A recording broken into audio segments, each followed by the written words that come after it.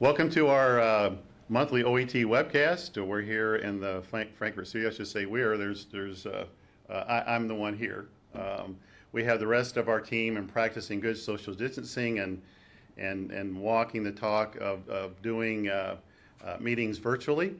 This is pretty historic in its way of us doing a webcast this way, to where really just have one in the audience or on the set, and everyone else is joining remotely, including our OET leadership team and our OET field staff who will be joining by teams, and you'll hear them jumping in at any time.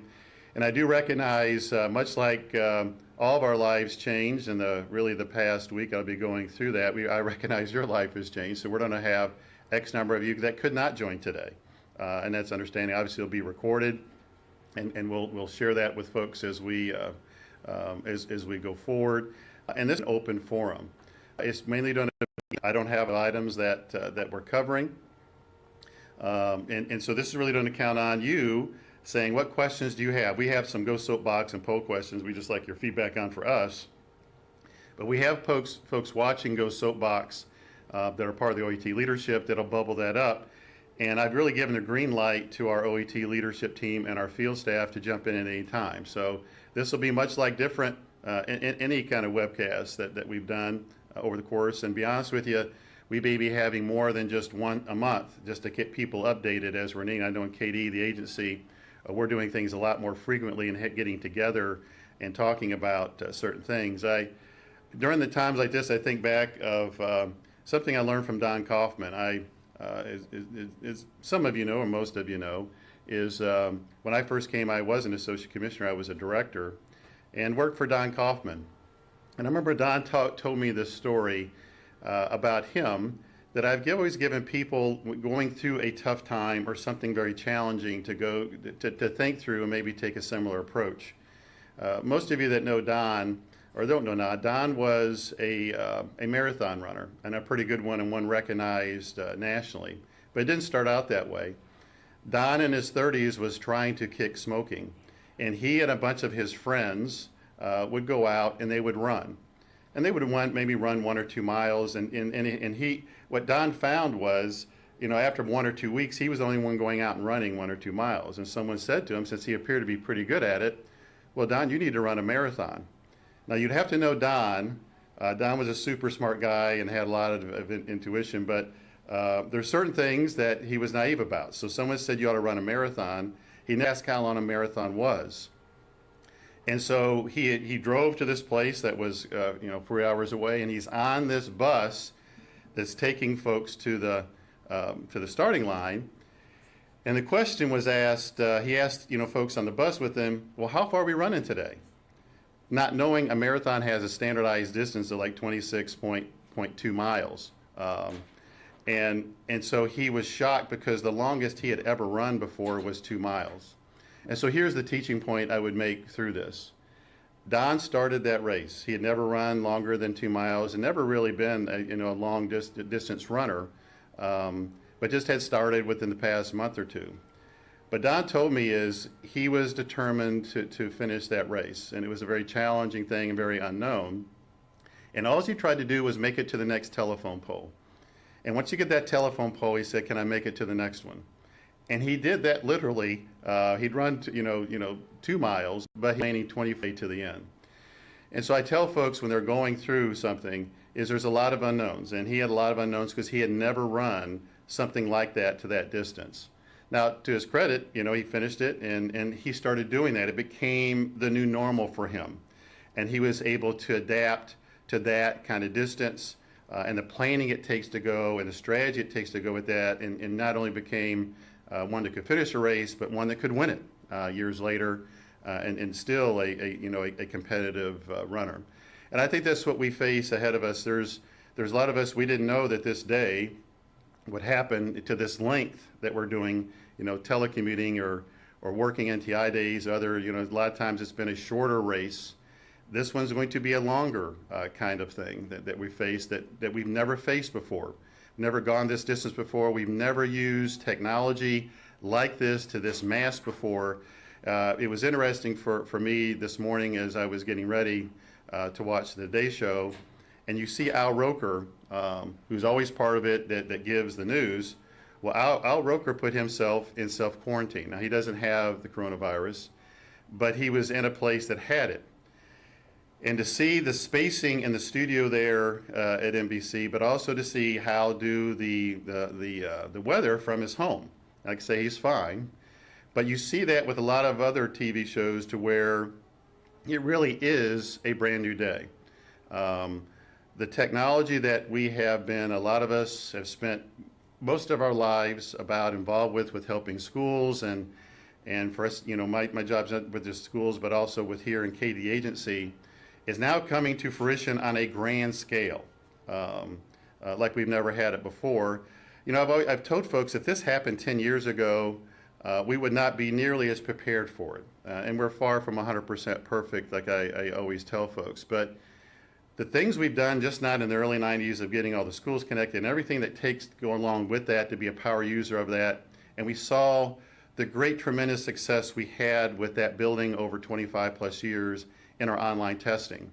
Having done the largest scale we've had to it, and nearly a 5-star, near perfect success that we had with that deployment, given 800,000 tests to 400,000 students and having great success. It was a tremendous showcase for the things that we put in place for 25 plus years to show how well it worked and how reliable it worked. And we really didn't get a chance to celebrate that success because that was on a Friday that end, and then the following week happened, which I'll go through here in a minute. But we didn't get the chance to celebrate that, but we do have a chance to do something pretty special and shine again. I always tell folks during all my working background and competitive sports background, you can't really tell much about a person when things are going well. You can tell the most about your teammates and the people around you when things are challenging or unknown or not going well. That's when you really see who they are. That's really where you see who the people around you, your teammates are. And I got to tell you, during this time that we're facing right now, I'm pretty happy about the teammates that I have around me with our OET staff, but also when I say around me, the district staff that we have here too.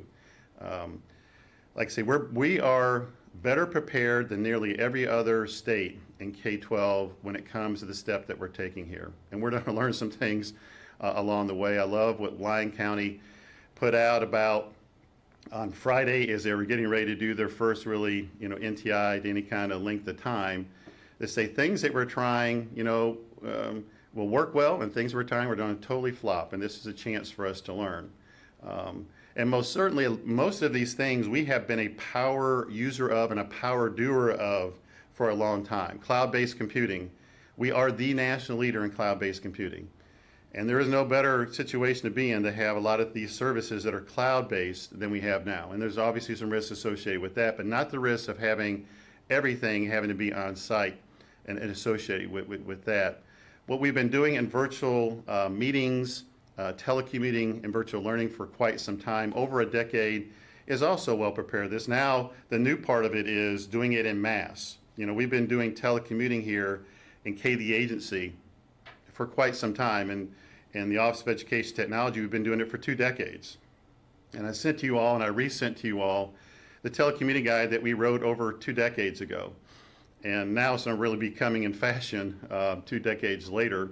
Folks are probably looking at it more so than ever looked at it before and doing it. But what is new for all of us, and I know you have now teachers that have never telecommunicated in this kind of scale before, done NTI and maybe staff, but never to this scale before, is now where we are in an environment to where doing telecommuting to tremendous scale. Even here at KD Agency, I could tell coming into the parking lot today, because the guidance given out yesterday, we have a substantially low number of folks that here at KD compared to a normal workday, and also the other people in the building that we share the building with environmental and energy cabinet as well. And that's going to be the new norm for a period of time that I see. And I think back to this time last week, which seems like now months ago or even a year ago, to where at this time right now I was preparing actually I was over at the state capitol building and the rotunda, and we had probably about 20 Eastern Kentucky school districts that were there with their students. And those students, and 80% of the projects they were showing, and the purpose was it was to show the legislators and also the public, the difference our investment has made in a lot of different things, including education technology, as we're in the current legislative session. And going around those tables of students was such fun for me, always is. But also to see that 80% of the projects being shown, it didn't have to be just STLP projects, but 80% were STLP related. And one group of students had the previous week or the weeks won $50,000 for the project. They were looking forward to our STLP state championship, the upcoming one, and they were going to compete in another national championship after that that was going forward. And then I was going home to that night to pack, and then that was just last Tuesday night, and then travel to the Galt House. And then the next day we had a summit. We were doing final presentations for the summit. Summit went great, and I appreciate all those that participated in that summit on the 11th, and then we started at 11:15, and boy, the feedback was great, and we'll give you the summary of that.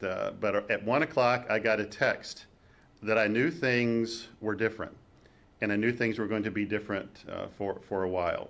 And it was a text that the governor was going to get all the superintendents on a phone call at 3 o'clock. Probably go to 4 or 4:30, and that part of the discussion would be to have districts prepare for closing the following week. Not saying they would, but just do the initial preparation for that. Then at 5 p.m. After that, you could see it. I could see districts that were told by their leadership to start planning for NTI. And 2 districts, that's all they did that night. You could see them working full court press, and Owens were independent. And Davis County was working with that with their staff on how to prepare their districts for NTI and do it for such an extended period of time. And then all of us were that night, the March 11th, all the sporting events started moving to no audiences. They were still intending on playing the games, but moving the audiences. And then you heard of the NBA being game, the season being canceled. Not that they were moving to the audience only, which was pushed back. Then all of a sudden, the entire NBA season was being canceled. Then the cascading of things, we had the boys and girls state tournament. The girls state tournament was getting prepared to start the next day. And so, and I was in communications, and I'm the liaison with both, the department's liaison with High School Athletic Association and Kentucky Educational Television, and both of those are playing a big role in what's happening here. And the High School Athletic Association is a good example. They're trying to do what's best for students, and just so you know, financially from them, 60 to 80% of their revenue to operate, it comes from the girls and boys state tournament. And they don't have a big pile of money to keep them operational. And to completely cancel a girls and boys state tournament really impacts them financially to the point of how long can you leave the doors open, past July, August and September. But also they were really focused in on doing the right things for students, as I think most people are. What is the best in their health, and so they were thinking about, well, can we just have the players there because they've worked all year for this, and they can bring certain members of the family. Obviously, the family members can't be in a compromised state of health, and they got to be spaced out there. And can we have it somewhat normal where we have bands and we have cheerleaders? And the SEC tournament and the other tournaments were going to that same model.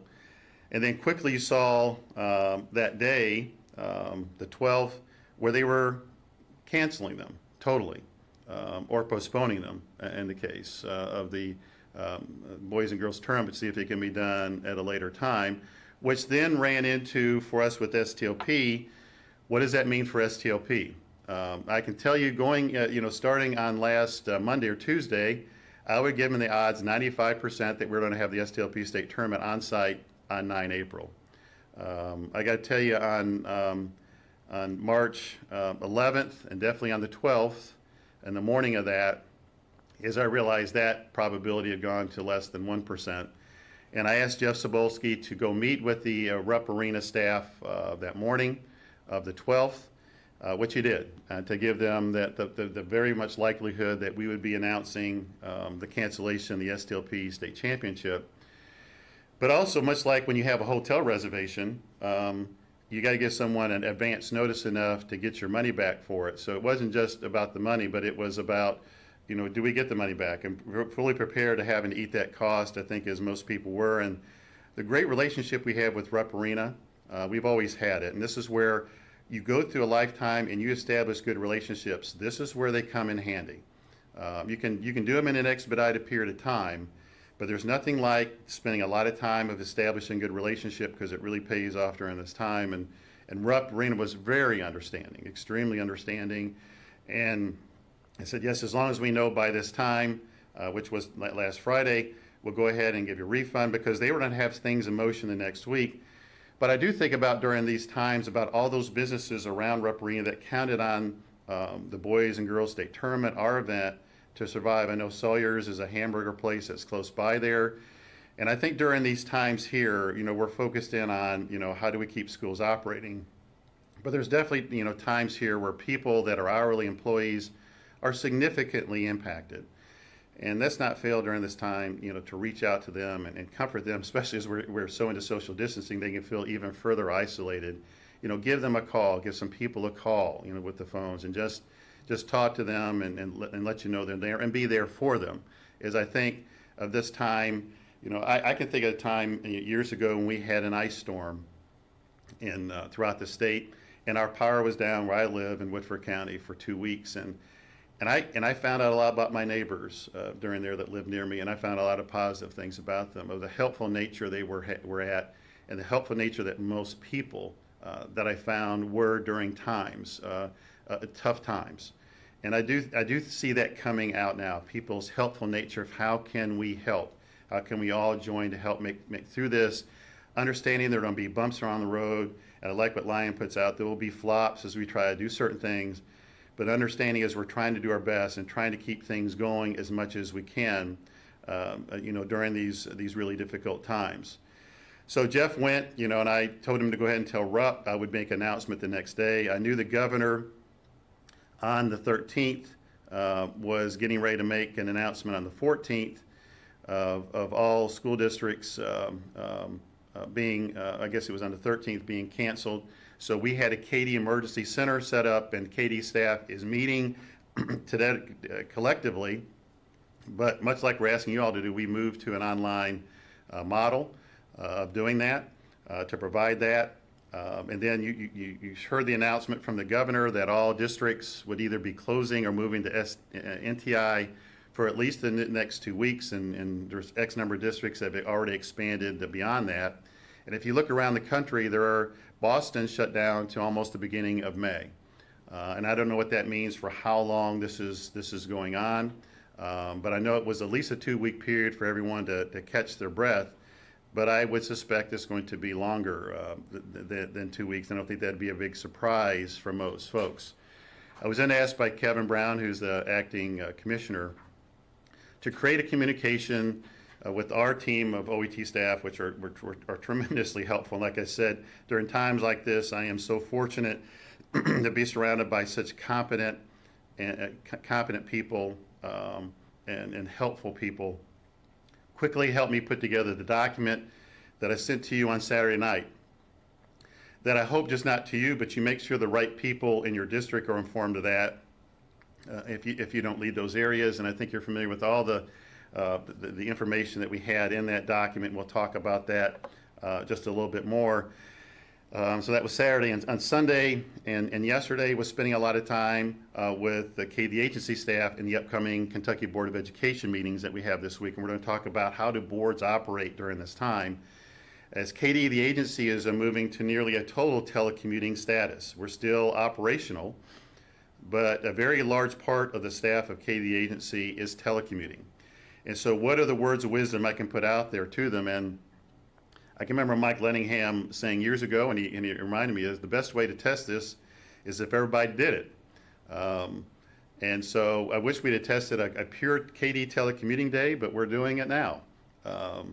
and putting out words of wisdom to leaders who are not used to managing telecommuters, as well as telecommuters that aren't used to telecommuting, and putting out words of guidance to them. So I sent that to you on Saturday, and I sent you a slimmed down version that I sent to all KD staff of here are the benefits of telecommuting, and here are some of the pitfalls to try to avoid with telecommuting. I would advise you to anyone that's not done that to an extended amount. I know a lot of you have teachers that are telecommuting for long periods of time to avoid the pitfalls, but also to your principals and your superintendents and even to yourselves in managing people is here are some best practices with telecommuting. And so you see that document that was sent out today, which brings us to today. And as I said, we're doing a monthly webcast, but it may turn into a weekly one. I know with our staff, our OET staff, we are meeting daily by teams. I suspect most people during this time, since we're not able to see each other or just run into each other in the hallway or whatever you may have normal, I do recommend probably getting together very quickly, either a voice conference or a Teams conference or whatever you do, just to huddle to make sure as best you can everyone's on the same page. I would tell you all this, and I've told my staff this, is everything is changing very quickly. And the folks that aren't used to adapting quickly are going to have to adapt. And I know people say, but you said. Well, what I said maybe 5 minutes ago was accurate, but it has changed within the past 5 minutes. And we're going to have a lot of the incredible quick changes. I've told our staff a lot of things that I've sent out, I required them to look at for 15 or 20 minutes. So that means they got to be accessible and constantly looking or frequently looking on their phones during this telecommuting time. And I would tell folks, and we always say this, you actually should be more accessible than normal when you're telecommuting. During these times, especially when people are just trying to connect and they're used to being able to just walk up, and that's the difficult part we have, that we've seen that people that are not telecommuting, working with telecommuters, they're used to just walking up to them, and when they're not there, they say, well, I can't access them. And you got to really make sure you're accessible. And even if you're on the call with someone, just send a quick message, say, I'm on the call, I'll get right back to you. And for our staff, and our staff is watching this too, our OET staff, is you just have to get used to, I'm just saying, I need you to look at this next 15, 20 minutes. It doesn't have to be 100% perfect. We can change it, but it's got to go out. Something's got to go out versus trying to work on the 100% perfect that takes hours or days to do. We are, I think, a natural question that will come up, and I asked is during the telecommuting, do we still go forth with some of the technology upgrades that we have planned? And right now we're planning on doing that. Obviously that can change 5 minutes from now. So the bandwidth upgrades that we have for districts, we're still intending on doing that, along with some other upgrades that we have planned. Obviously we may have to modify that and the time frames of that. But you still have district staff that are coming in. And we definitely want that to be a good experience for them once they're in the building.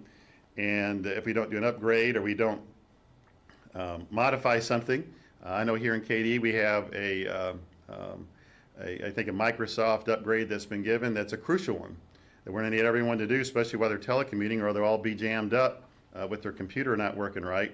And we want to get that right. So folks got to be watching more than they ever have before.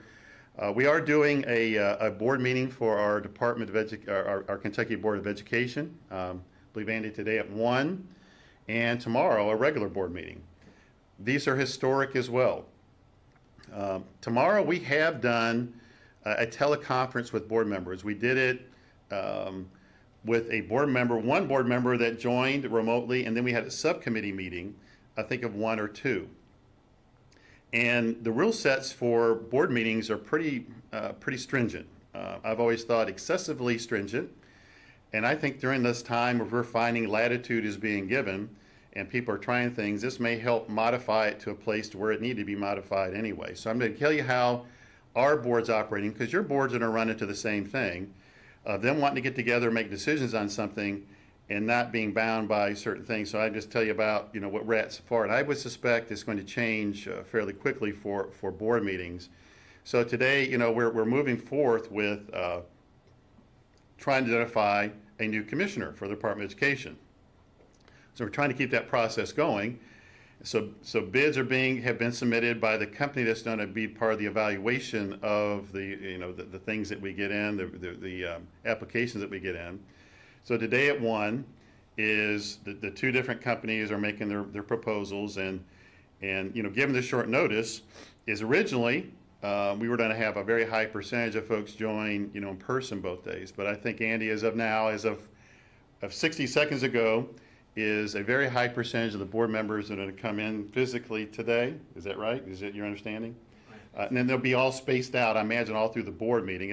All through the board room. They'll have the 6 foot distance, and Kevin Brown, our acting commissioner, has a 6 foot stick that he's walking around with to make sure folks are keeping their distancing, and Andy and Megan have their social distancing here too. We're trying to model that, and we have one of our board members joining remotely for those presentations. However, on Wednesday we have all of them, I believe, joining remotely.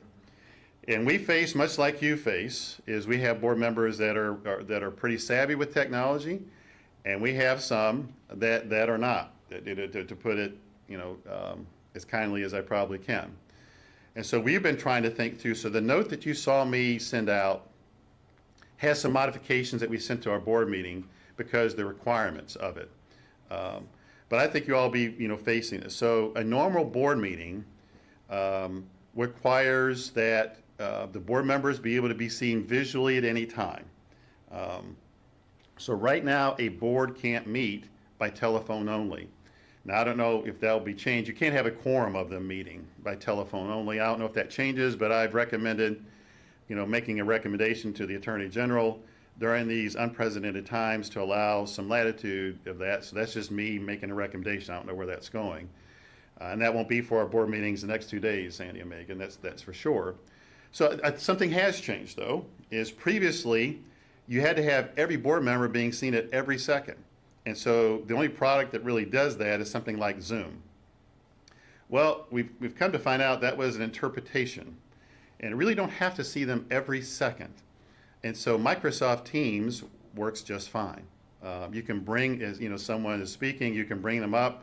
A difference between a regular 99.99% of the meetings is, with Teams is, you may want to have an introduction by video and say hi, then after that just do the still picture of yourself that you have out there that gave the instructions. But a board meeting requires them to be able to see visually. Also a change from a year and a half ago during these unprecedented times is they weren't permitted to mute their mic, which was problematic with people joining remotely. And we found this out during when the governor got all the superintendents on the line I believe that was Wednesday. We found a lot of them don't know how to mute their phone, or were oblivious that they needed to mute their phone, because anytime you opened it up and didn't mute everyone, you could hear the chatter, and even though probably 10 times it said mute your phone, they didn't know or oblivious to the need to muting their phone. And that was problematic. It'll be problematic in board meetings. First, you don't need to spend some time with people to understand how to mute. I would say that first of all. But we did get the thumbs up yesterday, for at least us doing our board meeting, that they can mute, because during these times they're going to probably have people home. They're going to have dogs barking.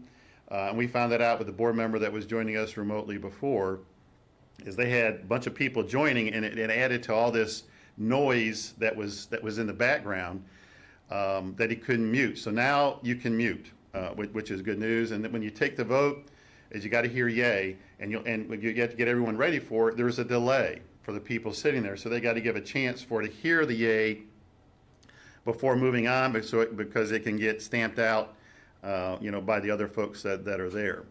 And like I say, we're learning. We're probably moving to them using their smartphone. And I know you probably have board members, and not everybody has a smartphone. It appears all of ours do, and I hope they're modern. We do find it's an easier experience for making the audio work and the video. I found out during this year ago, people don't understand the difference between a mic and a speaker. So their home desktop computer, they can hear things, but it doesn't mean it has a mic. And you'd be surprised the amount of people. Or you'd like to jump in when you get a chance. Okay. You'd be surprised at the number of people that don't know the difference between those two, because they were saying, you can't hear me. And so, but we know that they know that there's a mic on a smartphone. So Marty, go ahead and jump in. Yeah, David, it's so great that you're reviewing some of the ideas and requirements that have been in place, or the interpreted requirements. And I just wanted to point out that in Go Soapbox, and by the way, we have about 165 plus live folks tuned in right now, and there's some really good interactions in Go Soapbox. One of the social questions that has come up is really, it doesn't necessarily touch on board meetings, but additional requirements about how to leverage video-based or web meeting-based technologies. And so it's great that you're touching on the board requirements now, because that transitions over to things like IEP meetings and things like that, where we do need to re-hit and retouch on what the requirements are there, and then what tools we have access to that can help us meet those requirements. Yep. Thank you, Marty. But also a change, and feel free for anyone to jump in with the question and help me out with that. I'm just about finished going through. These are the top ones that I know that folks have had. Is our STLP state championship. You got the notification of that that was sent out. And we're in the process, and Jeff, you can jump in any time, of trying to figure out how to do that, how much can it be expanded. Obviously, if the students can't get back together, we're saying, can we even do the projects remotely? But if they can't get back together and present as a team, you can't judge that. We can't bring all the judges. So what parts of it can continue on? And you know the part on site is canceled for the 9th. And so Jeff put out postpone, much like High School Athletic Association. Is it still possible? And we'll know how much of that is still possible or not. So Chuck would like to jump in if you have a chance. okay, well, we'll let Chuck, but Jeff, do you have something you'd like to add, the SLP State Championship? Yeah, David, I would just add that, we are, obviously everyone's disappointed. We have a lot of kids who have been working really hard for a long time to get ready for this. And so we're going to do everything we can in our power to make sure that everyone has a chance to present these projects that they've been working on, and get in there and share all the work that they've been doing. I know it takes, in a lot of situations, it's whole schools that are supporting these teams, and it's whole communities that are coming together. So we're going to continue to find ways to pull something together for them. Obviously, it's going to depend on when schools and society gets over the hump of this emergency. And once we get on the downside of that and kind of get back to maybe a little bit of normalcy, if we get to that point, then we'll start announcing what could happen. In the meantime, the recommendation that I've been giving everyone is, just like if you were at school, since we're doing all the NTI days, now's the time to continue working on your presentations and honing in on your projects. Yeah. If you can find a creative way to cautiously, carefully, safely collaborate with folks, through digital media, keep working on it. And as soon as we know what's going to happen next, we'll take the next steps. We're going to do everything we can to make sure everyone gets a shot. Yeah, and Chuck, before I turn you over to that, we're going to find certain things stressed during this time that have never been stressed, because everyone's been out at the same time. I noticed part of our KD website services and all state government website services were experiencing overload issues yesterday, where people couldn't get to it, and then you can get to a line part of it, and just massing on it. Even Microsoft Teams over in Europe, we feel ours is pretty good right now, for now.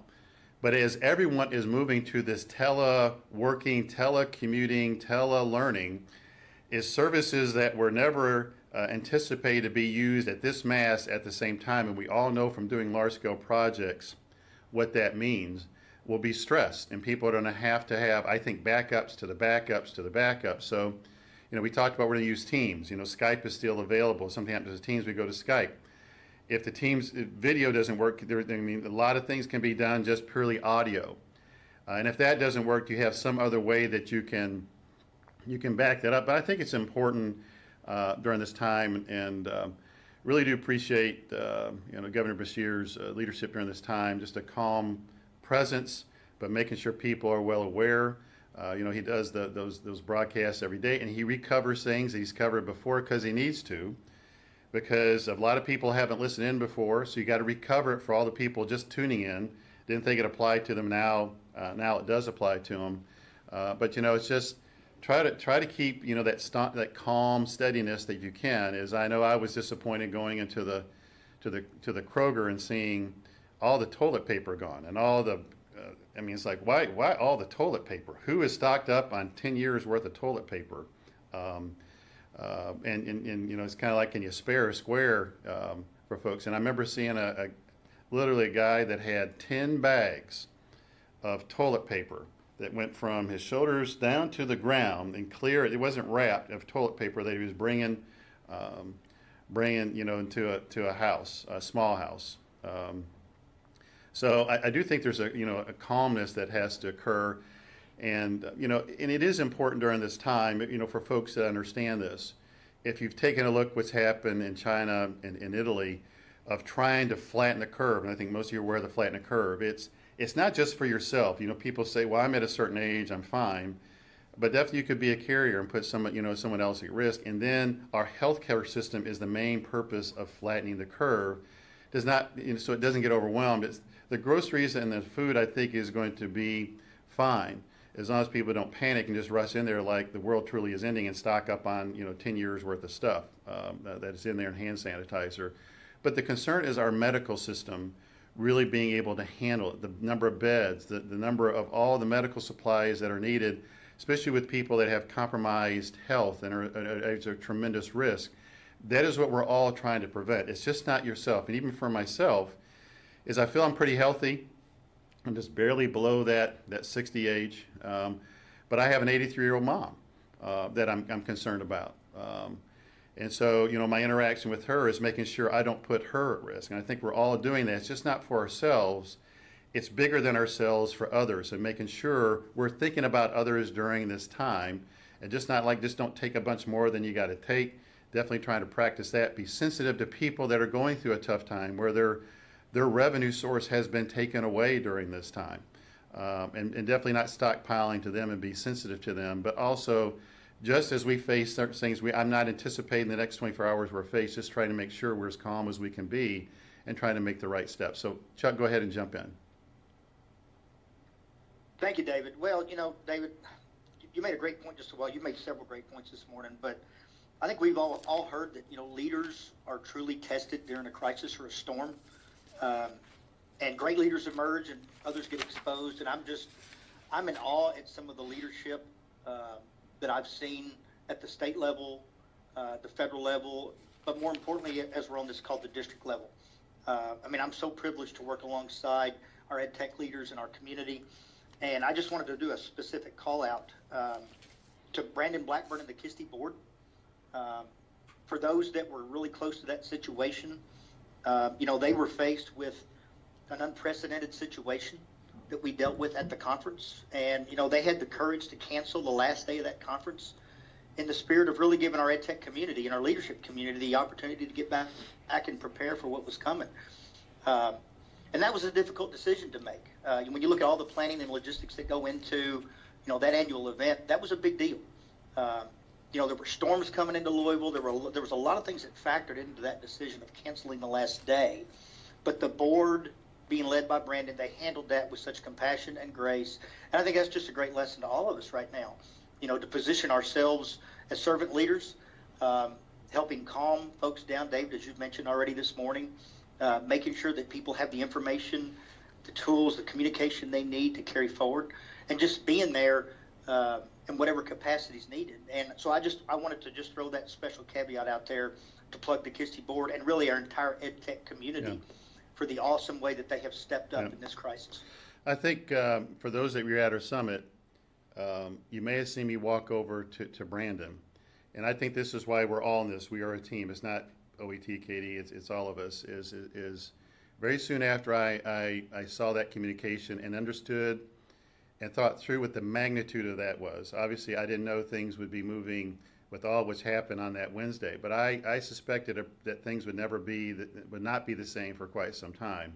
I shared that with Brandon, that I was going to share that, in just a little bit as folks did we did the final closeout of the CIO summit. And he permitted me that time, and he wasn't going to be, he was good with that. And also, as we found out more things on the next day, I met with Brandon and some other parts of the KISTI leadership to make sure they understood what was getting ready to happen.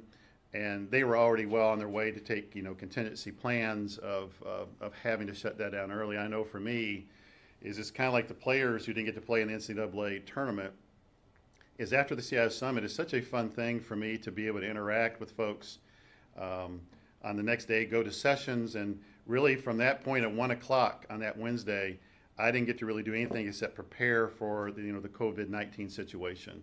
And that's what my life really has been that time during the weekend, is focusing on that, not going to sessions or the Thursday night event that we normally have, and want to do over of that because it was something I look forward to. We all look, most of us look forward to during the course of the year, but do appreciate the way it was handled by Brandon staff, but also by all the staff. So districts trying to make the right decision. That's the OET trying to make the right decision with our staffs, and so I do appreciate that. And like I say, communication is key during this time, and we'll be able to see those that are strong communicators and those that aren't.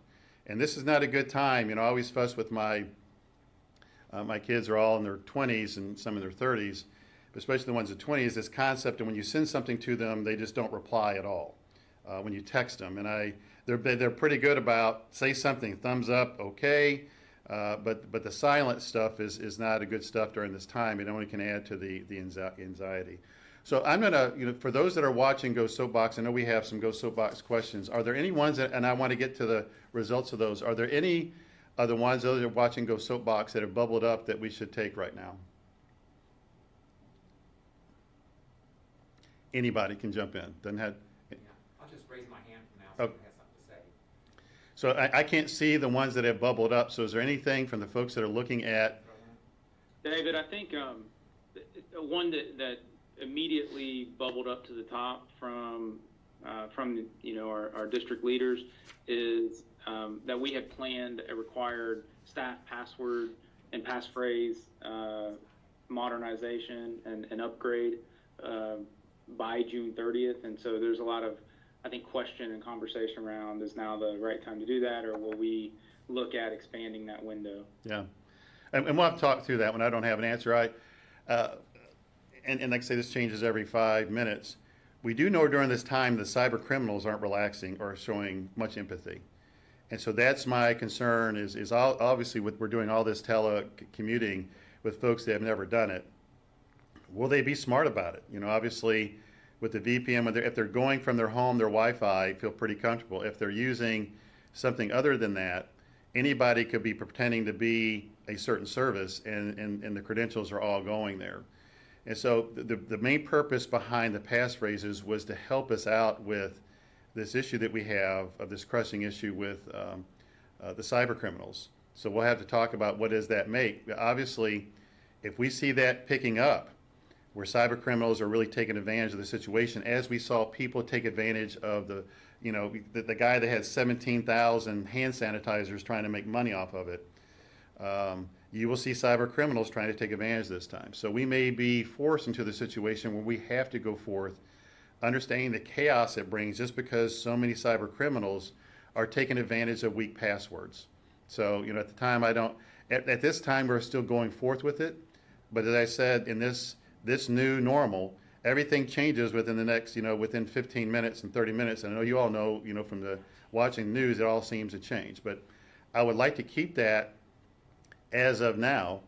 But once again, it could change. But that's a really good question. For most of the things we have, the tech upgrades that we have, is do we still go forth with that? What kind of broken glass does it cause? Is it worth it to go through the broken glass now because of those that, to make sure there's a good, reliable service, even if you didn't have the cyber criminals, want to pounce on this opportunity, and also for the cyber criminals who were bad before, but now we'll take this to another level, since so many people will be using this technology maybe in unsecure ways.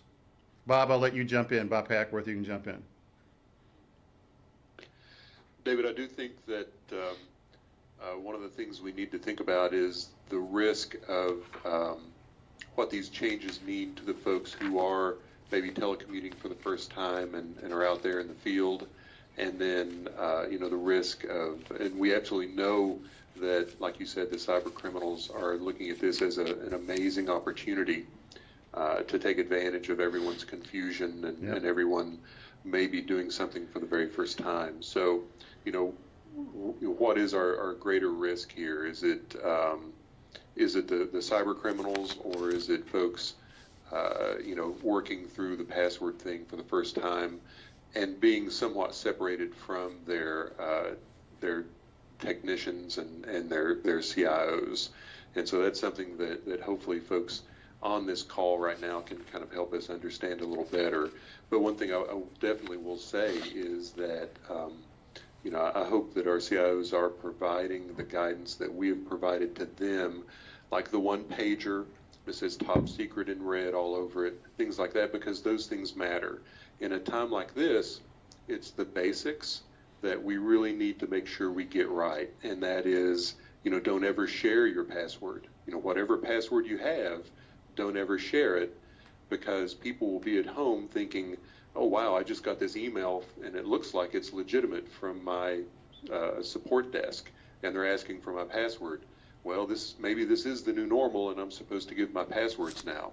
And of course the answer is no, you're never, ever, ever supposed to give your password. With all of the direct deposit phishing that we had earlier, as we move more online, that sort of phishing is only going to pick up. So I encourage all of our CIOs to get with their HR folks and make sure that they know that just because more people are telecommuting, that doesn't mean that they shouldn't check before they make those changes to direct deposit. Don't leave your laptop. More people are taking laptops and Chromebooks home than ever before. Give guidance to your parents and your students and your staff, and especially administration.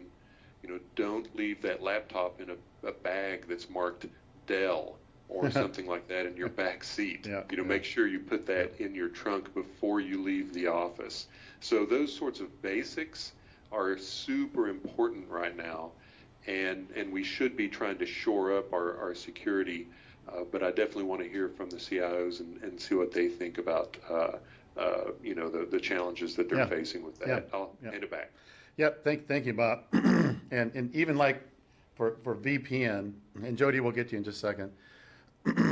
For our board members who are, nearly all of them are telecommuting for the very first time, is, Bob and I got in a discussion about VPN. That's another step that would be add security while they're at their house, but just almost too much for them to handle at this time as long as they're in the house. Obviously, if they're traveling outside that and using some kind of public Wi-Fi, wherever it may be, definitely going to emphasize doing that. That we'll have. And going back to your direct deposit, Bob, we were not encouraging, but we saw districts for direct deposits is they had gone to a face-to-face, a good number of them, and especially those the ones that had taken advantage of, with someone wanting to change their direct deposit had to be face-to-face, that person requesting it. So obviously we don't have a lot of situations where that can't occur, and the direct deposit thing is not going to lighten up. It's going to get more. As Bob says, these cyber criminals are not going to feel empathy.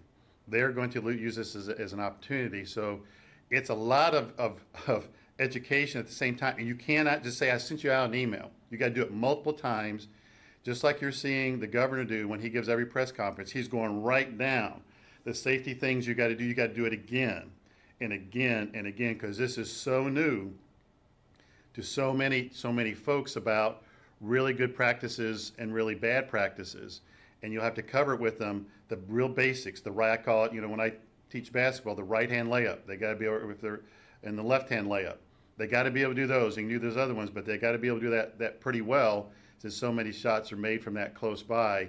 That's what you have to go through again and again. We will all have to judge how much do we go beyond that during this time in case there's broken glass. Jody, go ahead. You had something you want to add?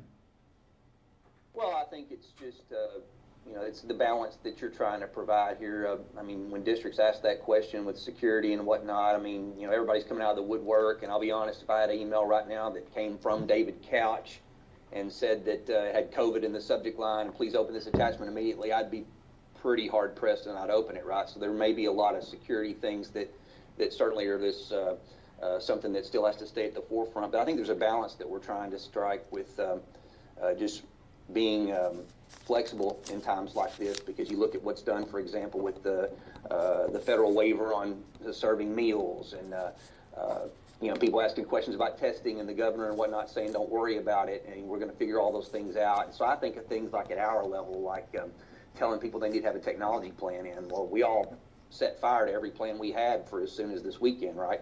So I think we realize that there are certain things where it comes to specific dates that that we're going to, I would assume, be somewhat flexible on, with the security being maybe a set aside, not because of the date, but because of the importance of staying on top of that. Yep. One part I've gotten some of these during this time, and I should have sent out one of the 2 notes that I have, but I'm going to tell you where it's at. And field staff, you can send this to your districts, because there was questions that we got in from all districts, not just the tech leaders, that we've answered. Katie has answered, and there's a document out there with all those in it, frequently asked questions. And one of those was around the vendor piece of this, providing like Wi-Fi.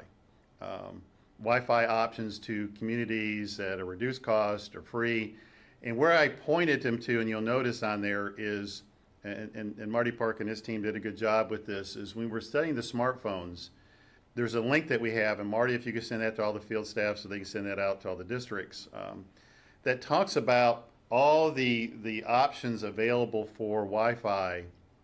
At the very bottom of that smartphone kind of zoom in, we have a listing of all the opportunities for folks, especially those that are in financial, they're probably eligible for free and reduced lunch. They don't have a lot of money, and financial opportunities for them to get Wi-Fi at a significant reduced cost.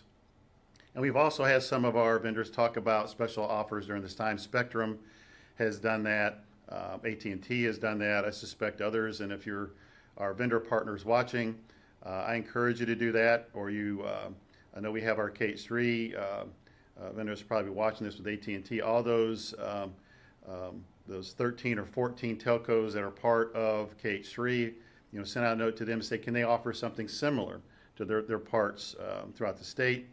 And we also see, vendors reaching out with good purposes of saying, during this time, I'm going to offer X, Y, and Z free. And I know, one of our poll questions is around, what Infinite Campus is doing with campus learning. Lots of other vendors are doing that. Now, a few of them are looking at it as a financial opportunity. I'm hoping getting this in the minority of it, but they're saying X, Y, and Z product is available for free. And, maybe, districts will say, yeah, that's a good one, and may keep on doing that. But I think the intentions overall are good for all vendors doing that. But we definitely will see that. And I think this really is a time, and I feel, good about it, not 100% perfect. Just like we hit a grand slam, probably grand slams back to back to back with what we did with online testing. It was enormously successful, and it's really unfortunate for a lot of different reasons that we didn't get a chance to really strut our stuff with it. But this is another great opportunity for the things that we've been put in place and believe in for so long. A great opportunity for people to get exposed to it. So when things go back to normal, and they will go back to normal at some time, the non-telecommuters will now be much more sympathetic and understanding of the telecommuters. And we found that here in KD Agency, those that had never telecommuted had great difficulty with folks who were telecommuting. And now that everyone, in essence, is going to be telecommuting, we're going to have a much better understanding and adoption, and it's going to be a much better service after these times going forward. And I suspect that will be with NTI. I know, Marty, when we started NTI a while back, it was one of the greatest things to us because it highlighted virtual learning like it had never been highlighted before. We've been trying to get on the radar screen of folks, and it really highlighted that. And then that can occur at the home, but also can occur within the school building. Just the tremendous assets that we have available for that. But also the cloud-based computing services. Nearly every service we have is cloud, including KD's phone system is cloud-based. And so we are setting it up so offices, so our admin staff here at this building who have never telecommuted understand that we can get a call here at the KDE that goes to their laptop or their smartphone, because their smartphone can put that app on it as well, our cloud-based phone system app, and then get that call and they can transfer it just as if they were sitting in this building. which I think helps us out a lot. You know, our help desk service has been always poised to be run telecommuting. Now we're getting a chance to do that with a large portion of our staff. So this is something we've wanted to do for a while and felt we could do. Never knew that we were going to get, you know, such an opportunity to do it. And so far, so good. It's like the Microsoft teams got overwhelmed in Europe. You know, Phil was on the phone call with the Microsoft team yesterday and felt really good about what team service is here in Kentucky and what we've done in Kentucky K-12. And so far, you know, so good. What other questions you see bubbling up, or do I need to go to the poll questions? Is there another one that's bubbling up? Let's do this and give a chance. Does your district, let's just go right down the line to make it easy on you, Andy. I'll do that. Usually I don't do that. Does your district use campus learning? Yes or no? Let's show what that looks like. And so, Dee Dee, I'll give you a chance to talk about this a little bit. We see no and yes. And let's go to number 2 before Dee Dee. So that's 85 to 11. Let's go to the next one, number 2. And Dee Dee, are you on? I am on. All right. We all right? Yeah, so let's show number 2. Okay. And all that may change. We're not saying thou shalt do it, but just want you, much like other things, make sure you're aware of it. And as things change, this may change. Your answer from no may go to yes, or even yes to no. Go ahead, Dee Dee. I'll let you talk about this one. It's not surprising that there's just a few districts using it. We really wanted to make sure that we use this as what David had mentioned earlier. You know, leverage your partners. Partners are offering free services. You know, we want you to be aware of it. We're not trying to, you know, encourage you to go a direction you're not comfortable with or anything like that. But on Infinite Campus for campus learning, they have provided a series of training. So it's not something you have to reinvent. You've kind of got something. And I'm sure some other vendors have done similar things. But taking advantage of some of this stuff that's done for you is really becomes one less thing that you have to do. But reach out to Lisa Roten on Infinite Campus. She's got links to the training videos that are in place and all that kind of stuff that can help you make a decision if this is the right thing for your school or district. Thank you, Dee Dee. Let's go to the number 3. This is about NTI. And, you know, we have X number of districts that were not at, I think we only had 83 of 172 that were NTI before this happened. Obviously, we were seeing expedited requests to do that. And so we have a huge number of districts that have never been NTI before. And then we have some that have closed during this time. And at some point, they'll have to make the decision, do they move to an NTI model or not? So I know the ones that are totally closed and not doing NTI are in the preparation stages for doing NTI. So these next 10 days working days, well, I should say working days because they'll be their weekends too, are preparing for that going forward. And maybe that's what they're doing is saying, you know, we're not ready, let's give a little bit more time. We'll take the 10, you know, full days off, and then we'll start trying to do MPI. So this is pretty good chart to see. It's great, David. It's great distribution. Yeah, to see very well prepared, somewhat prepared. Because I do feel, for us, I do feel we're very prepared. And I always want to put the asterisk for those folks looking for 100% of 100% of 100% perfect, which I always struggle with, the 100% perfect folks. But we're not going to be that. But we're pretty, I know where my peers are across the United States with their systems across their schools, and we're very well prepared for this. And now the part is the people part of it. So the admin staff that we've had here and some others that have never telecommuted is they are struggling with this, and even managers that have never and leaders that have never done telecommuting or managed people telecommuting. This is a big learning curve. And in the Office of Education Technology, we've been power users of telecommuting for a long, long time, decades. And it was when Dr. Holliday came back in, I think, 2006-07 timeframe that he offered that to be expanded in KDE. We didn't have every KDE office. And it's been, was minor adoption. And there was that struggle with managing people that are telecommuting and managing the work, as we talk about in the telecommuting guide, versus actually seeing the person. Because we all know you can see a person doesn't mean they're working. And not everyone can work in telecommuting. They got to have the structure there. But we're into an environment to where they got to telecommute, and they got to understand their requirements to keep us operational, KD operational, and for you schools there, NTI is operational. My daughter is a teacher. My two son-in-laws are teachers. My oldest son is a teacher, and my youngest son is a student in NKU. So youngest son came home for a few days, but he's back at NKU because one of his additional duties there at the Northern Kentucky University campus, besides being a student, is helping the Northern Kentucky Police Department. And so he's doing that, but he's taking his courses virtually. Well, he was doing it at home, but also now, back on the campus. And my youngest daughter she did her curriculum and put it out there, as did my son-in-laws. And so things are moving forward, and not all of them have done that. But my daughter was somewhat used to that because she was giving, pretty interesting enough, online classes to students in China. She'd been doing that for a while, as had one of my other son-in-laws. So they were somewhat used to this, but my other son-in-law had not done this. And so this is a learning curve for him. Yes, well, who had the question? Yeah, David, I was just going to jump in and say that Go Soapbox poll question that you just referenced on NTI is connected to a discussion question, really digging into folks to share some challenges or successes that they've had. And we've had over 20 responses to that, David. We can't go over all of them live on the show, but just to point out home internet access for students. I think it sounds like we're really digging into and trying to figure out some solutions there. You touched on that already.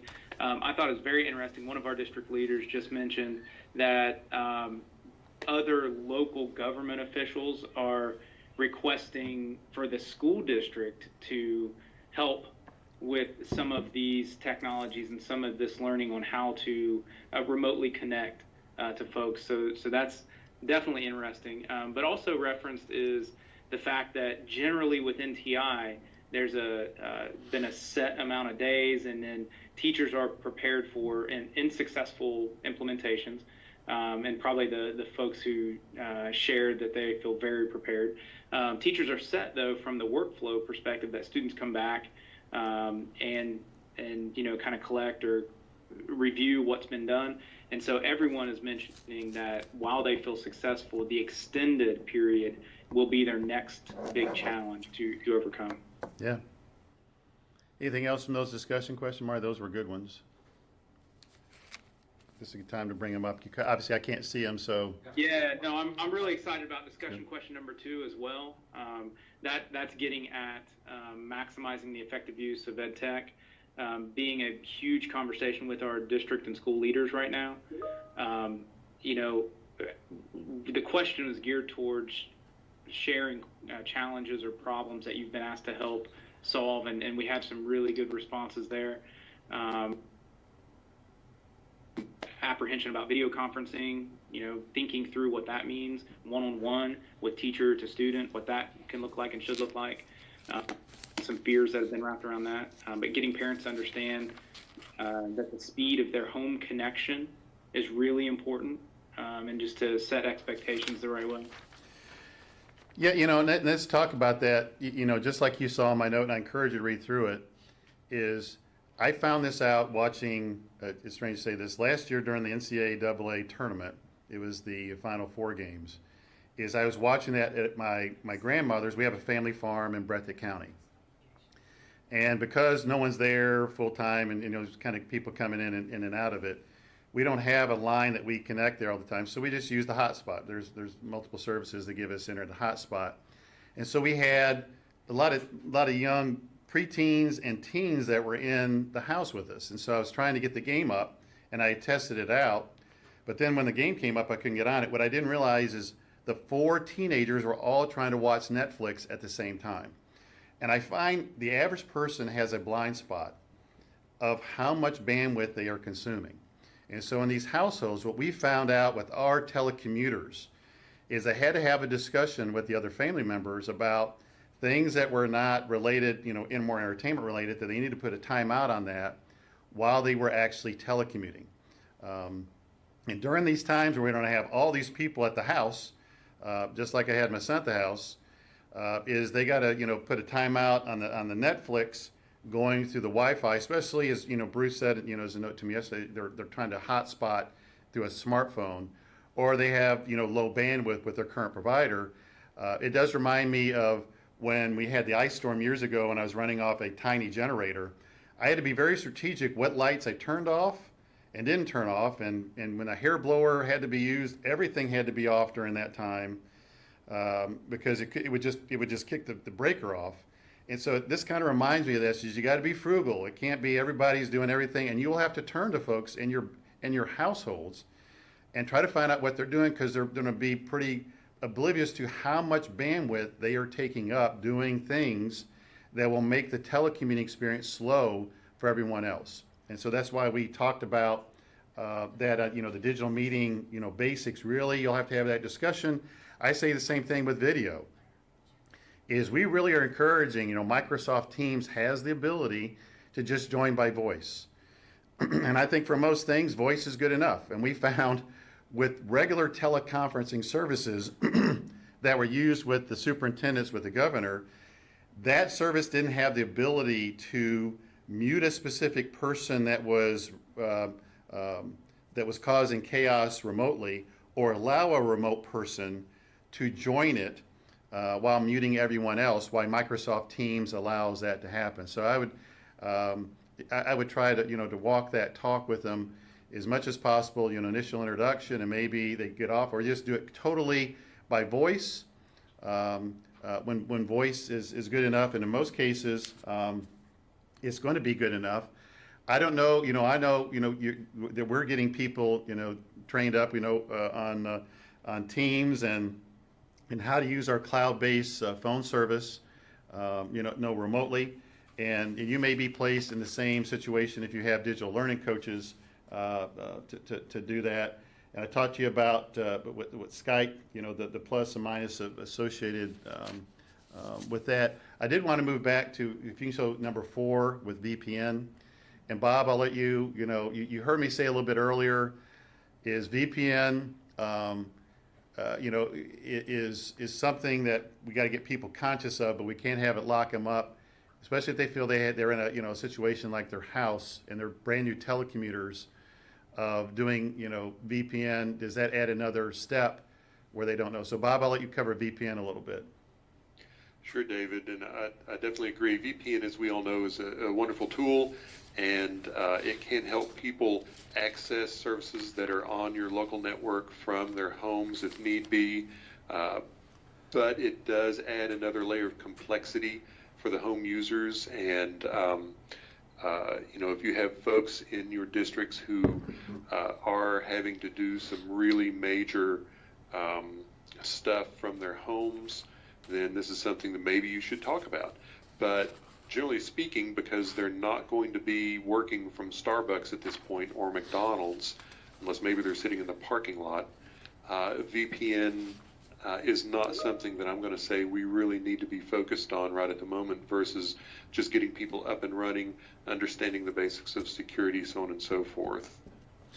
Yeah, and normally, Bob, we have this when people are traveling in hotels, because anybody could be pretending to say, I'm the Hyatt Wi-Fi, any cyber criminal, and that does happen. That's not theory, that does happen. And so we always tell people, when you're in a hotel, always VPN. It could be gamed up, and you're outside your home, VPN in, because it really is, that's what cyber criminals, they love those. Those are great opportunities for them. And so you have to remind folks, if they're in those situations where they're sitting outside, the McDonald's, anybody out there could be pretending to be that, because these cyber criminals know people are in that spot and pretending to be it and taking advantage of that. Phil Coleman had something you want to add, Phil? Yes, we asked the question about the VPN because it's really important for us to kind of know what the numbers are. And it looks like we have a pretty good number of districts that may plan to use this, especially as teachers and administrators may go home and be working from home. So I would say that if you're a district and you are intending to use the VPN, to let us know about the numbers, so that we can ensure that we have the proper licensing in place and the capacity to do that. Currently, we do. We think we've got that covered, but obviously, if everyone in the state, if every administrator and teacher wanted to use that at the same time, we may run into issues. So we're just looking at this from a growth and capacity kind of thing. So just let us know. Well, and I think it's important. I'm just going to be totally transparent. What we have, not that Phil's trying to hide it, is I think is the last. I remember we have 2,500 ways counts for people to dial in now. Is that correct, Phil? 2,500. All right. 2,500 concurrent. Concurrent. So the reason that's important for you all. We could probably. Go ahead. We could probably double that, pretty quickly, and we just need to know. I mean, it's work for us to do that. So I want to give the toilet paper example. If everyone goes and says, well, it's easier for me just to have everyone on VPN. We have 40,000 plus teachers, plus everybody else. So we can't make that. So I do think you got to be strategic with them during this time, and not just say, well, let's just have everybody do VPN, because it would be masked and overrun very quickly. Is if they are not intending to working from their home, those are the rare exceptions, they should do it. Just don't do it because they say, I'll just put VPN on everybody. It's the extreme, most cautious way to do it, because then nobody will have it, or just you will be in a total logjam with it. So our vendor partner with this, with Cisco's, the services that we use for this, our VPN services, has offered to double it, which would still be fine, but we can't have everybody on it, obviously, that you see. So be very strategic for the folks as you do this, because if we get in this situation, everybody's on it, and you just done it because it's simple just to load on everybody and told everybody just to click on it, we will have a jammed up service. So I'd say during these times, nobody's traveling, or very few, a sliver of people are traveling, staying in hotels. Understand that. Why it would be the extreme, most cautious way to take it is we could jam up a surface going most extreme cautious if we have a more than 2,500 or 5,000 people doing that simultaneously. Have I said that pretty clearly, Phil? Yes, thank you. Okay. What others do we have on there? I'm just not to be on here to be on here. This is the normal time. We try to end no later than 11:15, but these are unprecedented times, and I'm really willing to be on with our staff as long as you have questions that may be resolved. Or field staff, you have the green light. If there's something I didn't bring up, you think, well, this is to bring up, go ahead. Any of the other staff, green light. Or there's something that's bubbled up and goes soapbox you think we should address. David, I'll just add one other point from Go Soapbox that has bubbled up a little bit. But we've hit most everything else, by the way, just so you know. I know you can't see it there live in the studio. But one other question or point is about, geared around, are we planning from OET to create like a one-stop shop or FAQ for all technology-related scenarios tied to our current environment and our current situation? I know that we have a general one-stop shop for KDE. I would step forward and say that we are planning to leverage our current channels that work really well for this scenario, instead of creating something totally separate. So what you'll normally see, and that's, you're seeing the documents that I put out, and I don't put out stuff to all districts continually. Y'all should know that by now. Is like when I put out something, typically I'll go through field staff to do it, but if it comes from me, that should get your attention. It's not something that it can wait, and I try to be strategic with that. So our frequently asked question documents are the ones that I've sent you out. We spent a good amount of condensed time and energy on putting those out for all you all that we did on Saturday, that I did for all KDE staff.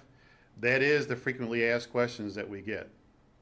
And obviously we'll do the quicker, and Lisa, I'll need you to do a quicker, Lisa Moore is watching this, than usual summary of this webcast, since I've hit on certain things that I haven't hit on before. So you can consider that. So we'll get that summary out to you much faster than before, just hitting on these highlights of things that we've hit on. And using that as part of our frequently asked questions versus a total separate thing that's out there. And it may get to something bubbles up. It's a hot item. We'll go like this on a very short notice. We'll do webcasts. We'll do Teams.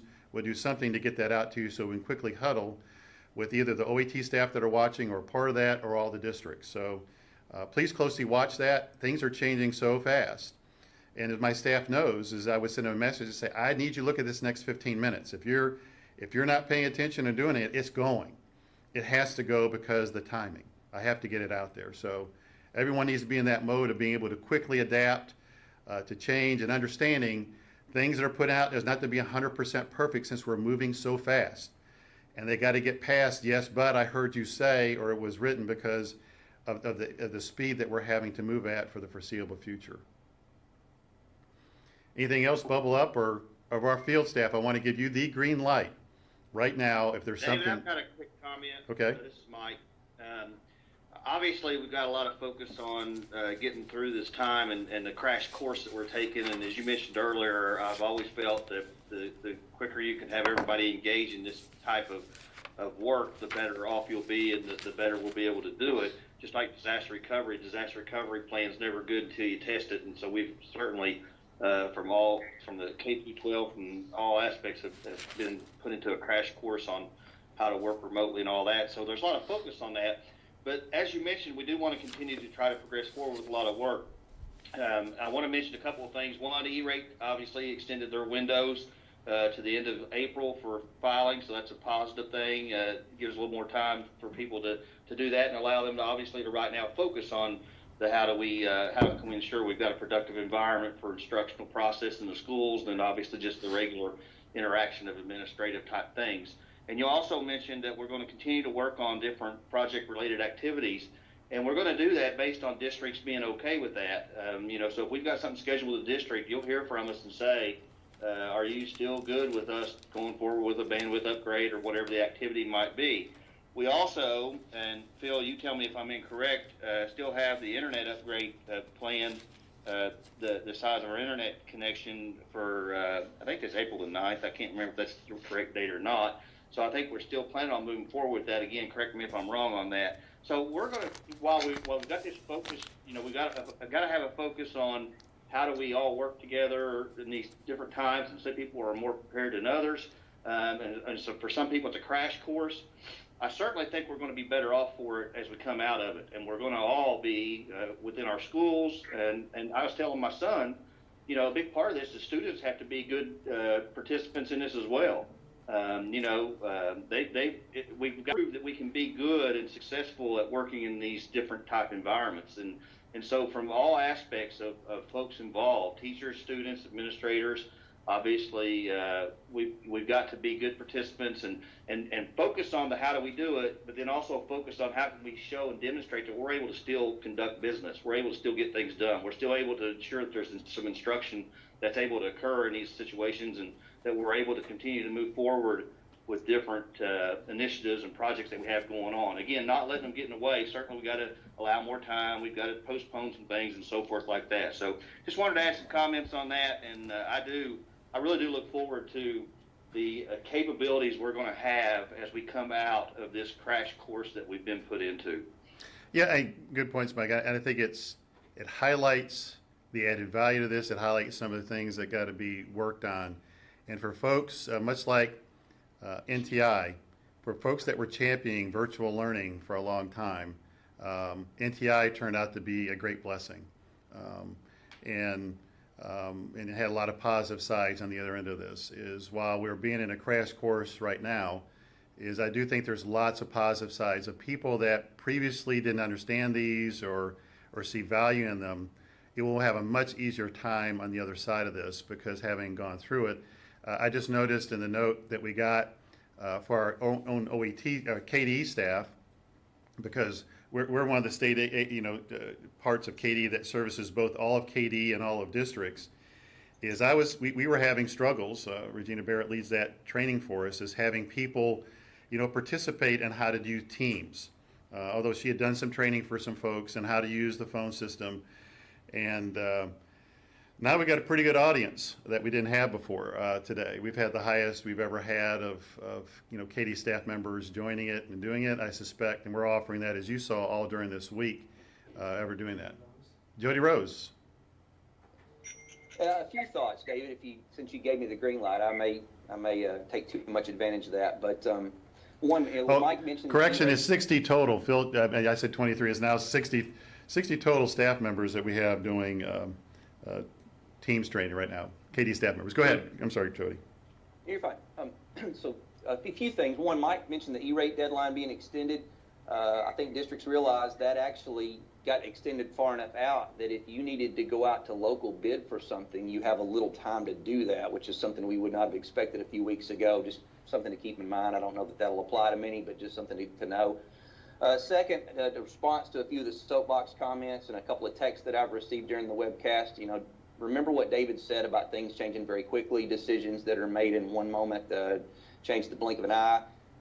I know what he said earlier about the 6:30 deadline, holding fast on some of those password changes and things. We are certainly flexible and are mindful of the challenges that brings to districts. Give our leadership a chance to meet and sort of discuss all of that and the pros and cons on all of that. And third and lastly, and I'm going to put somebody on the spot, and you talked, David, about us being a family, us as OET, as districts. I think you saw a lot of that with the summit. I know at least one case our family expanded in the past week or so, and if anybody wants to come on and brag on that, I really think now's a great time for them to do that, and I'm going to shut up now. Yes. You're forced to brag on it. If you don't do it, I'm going to call you out. That was my teacher pause there. Yeah, no, thank you, Jody. Definitely wasn't prepared to brag on my new family member, but yes, my wife and I welcomed an awesome new member to our family. Now, when we go to restaurants, we will be saying party of 7, please. So he's awesome, and everyone is doing great. Thank you, Jody, for that. Yeah.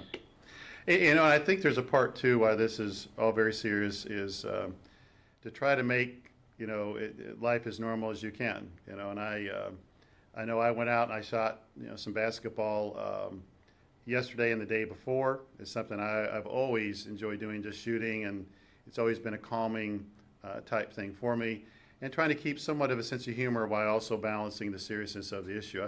I noticed Kevin's note when he was sent it to the board members recently, and he opened with, well, it's been a quiet week at KD. And so, he was keeping a sense of humor because it's totally the opposite. It was so much stuff going on since Wednesday and during the weekend, full court press, and I suspect your lives have been like that too. Yes, Dee Dee, go ahead. Okay, I just wanted to mention that some of you probably did get, as Infinite Campus support or technical contacts, an email from them asking for whitelisting of URLs.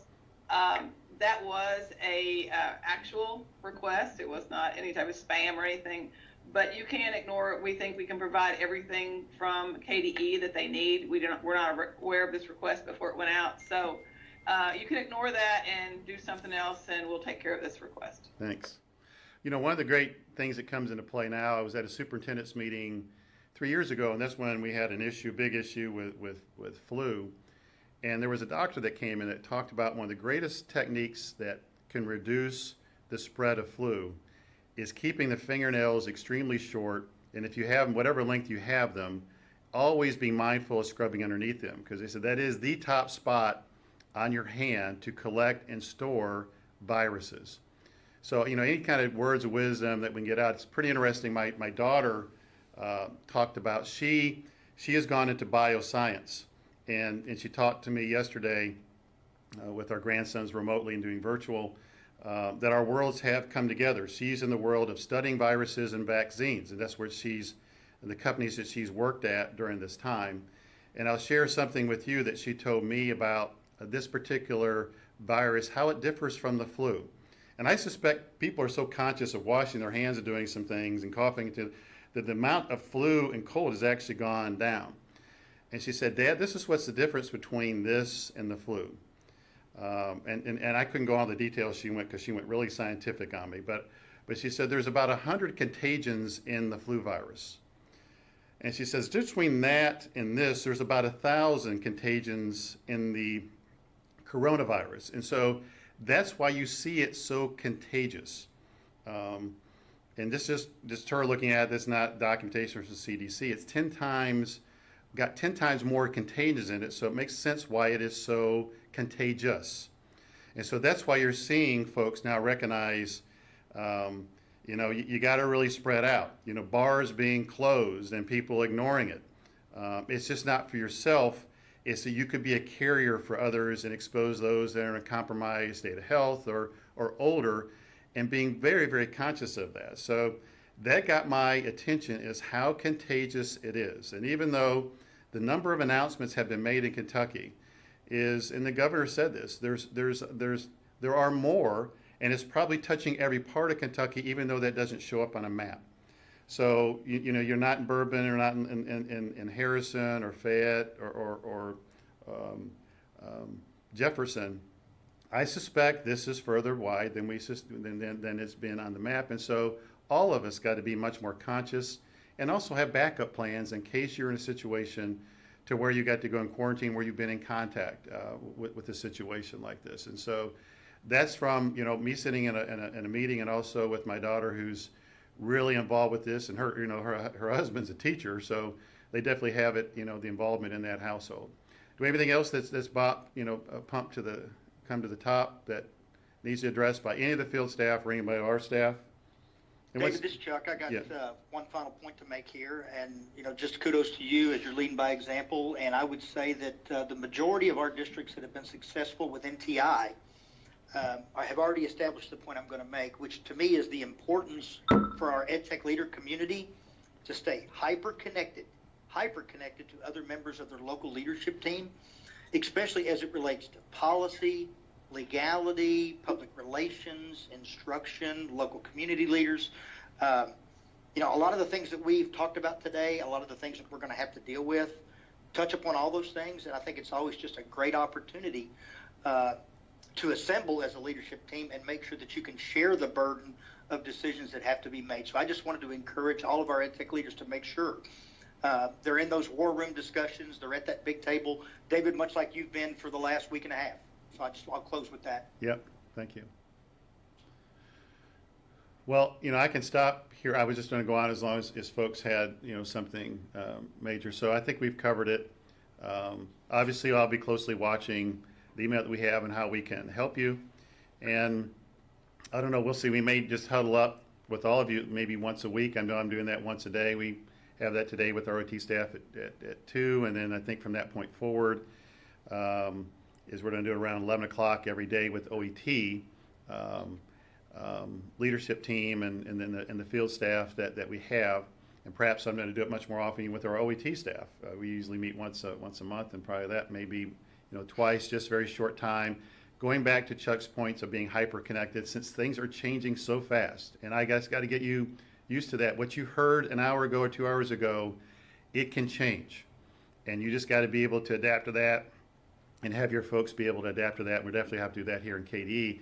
But at the same time, I've been so encouraged by just our OT staff, how quickly you have mounted on stuff, and it didn't matter the hours of the day, and for OET it's never really mattered. I could get a hold of you any time, and you're so willing to help. And that's really what's nice being in the education world now. We're always used to helping folks and teachers and students, and so I suspect other organizations that are not so helpful really struggle during these times and don't have a connectedness with folks, so I feel pretty good about it. So anything else people see that I need to mention before we get off? I want to give that last chance. One last thing, David, from me. I think it's important, even though we are telecommuting here, heavy telecommuters, we have all the tools, and we are fully engaged in making sure that we keep all of the shared services, especially the internet, up and running for our K through 12 environment. So our help desk is still engaged. If you call the help desk number, you'll get them exactly the same as if they were sitting right there in those cubes in front of me. So I just wanted you to know that we are still probably, as David says, a little bit more hyper sensitive to things, and we are just massing on services and want to make sure you all know that we're keeping those up for you. Thanks for everyone joining us today. Thanks to our staff and our vendor partners that have been so helpful. Thanks for you those in districts that are being helpful. Thanks for joining today, and we'll talk with you soon. Take care.